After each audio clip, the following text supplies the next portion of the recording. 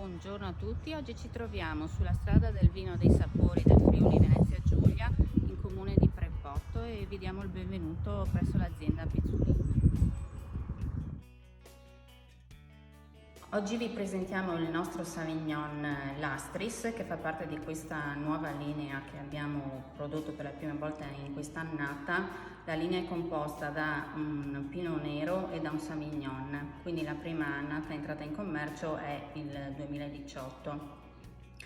Ha questa nuova etichetta diversa rispetto alla nostra linea classica che richiama il nostro territorio, e anche il nome, appunto Lastris, deriva dalle lastre di pietra che caratterizzano i nostri vigneti. Abbiamo voluto dargli questo nome a questa linea perché sono due vitigni di origine francese che comunque si sono ben radicati nel nostro territorio, prendendone tutte le caratteristiche tipiche.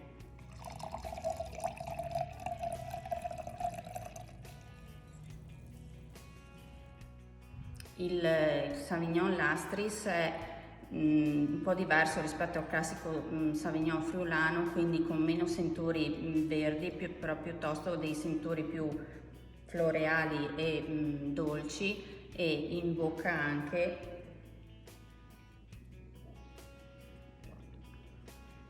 è più rotondo e ha questa forte mineralità dovuta un po' all'invecchiamento e un po' al territorio.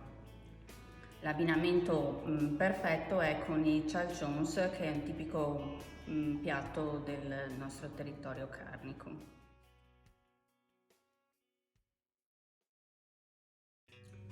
La nostra è un'azienda a conduzione familiare, attualmente gestita da me e mio marito, sempre con l'aiuto dei nostri familiari.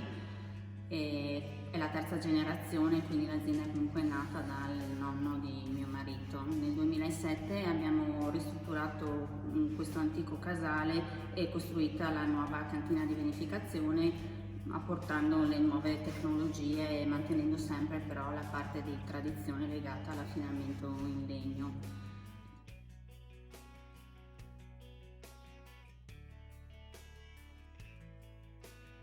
Gestiamo 11 ettari di vigneto, di cui il 50% è legato alla produzione di vini bianchi e il restante 50% alla produzione di vini rossi, essendo Prepotto una zona vocata anche ai vitigni rossi, tra cui lo Schiopettino di Prepotto, che è il vitigno autoctono per eccellenza della zona.